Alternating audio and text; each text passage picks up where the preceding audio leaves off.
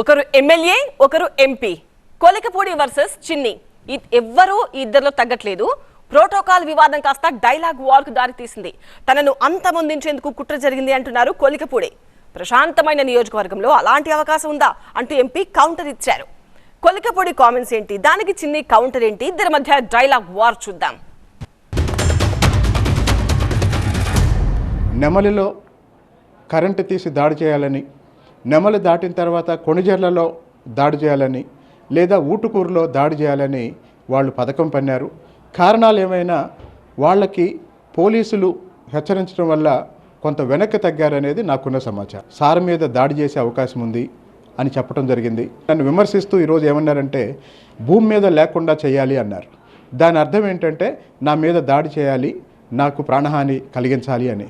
ఇవన్నీ కూడా ఒకసారి క్రోడీకరిస్తే నాకు అర్థమైంది ఏంటంటే నా మీద దాడి చేసి నన్ను అంతం చేయాలనే లక్ష్యంతో ఆ రోజు ఎంపీ గారి కార్యాలయంలో ఎవరో తిరువూరు స్థానిక నాయకుల్ని ప్రేరేపించారని నాకు అర్థమవుతుంది. నా కార్యాలయంలో అటువంటి కార్యక్రమాలు చేసే వ్యక్తులు ఎవరు ఉండరు. కానీ నేను ఒకటే కోరుతున్నా పోలీస్ కమిషనర్ గారిని, మా దళిత ఎమ్మెల్యే కొలికపూడి శ్రీనివాసరావు గారు కొన్ని ఆరోపణలు చేశారు, వాటిని తీవ్రంగా పరిగణించాలి మీరు. ఇప్పుడు ఒక దళిత ఎమ్మెల్యే కాదు, అక్కడ ఎవరి మీద దాడి జరిగినా కూడా పోలీసులు అసలు శాంతి భద్రతలకి ఉపేక్షం కలిగించకూడదని నా అభిప్రాయం. ఎటువంటిది ఉన్నా కూడా పోలీస్ కమిషనర్ గారిని ఒకటే కోరుతున్నా, కొలికపూడి శ్రీనివాసరావు గారు చెప్పిన విషయాలు.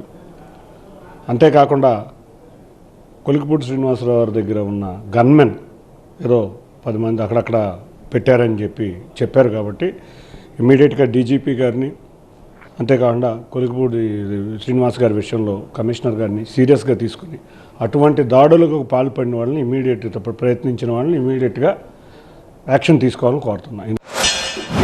ఎంపీ గారు అంత చెడ్డ వ్యక్తి కాదండి. ఆయన చుట్టూ చేరి కొంతమంది ఆయన తప్పుదారి పట్టిస్తూ ఆయనకి తెలియకుండా కూడా కొన్ని పనులు చేయటం వల్ల ఇలాంటి పరిస్థితులు ఏర్పడుతున్నాయి. ఆయన మా గౌరవ ఎమ్మెల్యే, తప్పకుండా మేమందరం గౌరవించుకోవాల్సిన వ్యక్తి. కాబట్టి ఇటువంటి చేసిన వ్యక్తుల్ని సీరియస్గా కమిషనర్ గారే తీసుకోవాలి. ఎందుకంటే పోలీసులకు అందరికీ తెలుసని, ఇంటెలిజెన్స్ వారికి కూడా తెలుసని ఎమ్మెల్యే గారు చెప్పారు. కాబట్టి ఎవరెవరైతే ఇంటెలిజెన్స్ వారు ఉన్నారో వాళ్ళందరినీ కూర్చోబెట్టి అసలు ముందు కమిషనర్ గారు దీని మీద యాక్షన్ తీసుకుని అటువంటి పరిస్థితులు నిజంగా ఉన్నాయో లేదో తెలుసుకుని, నిజంగా ఉంటే మాత్రం అటువంటి దోషుల్ని శిక్షించాలి సీరియస్గా. దాని మీద అటువంటి దోషులకు మరొకసారి ఇటువంటి యాక్షన్ ఏమన్నా జరిగి ఉంటే నాకు తెలిసి అటువంటివి జరగవు.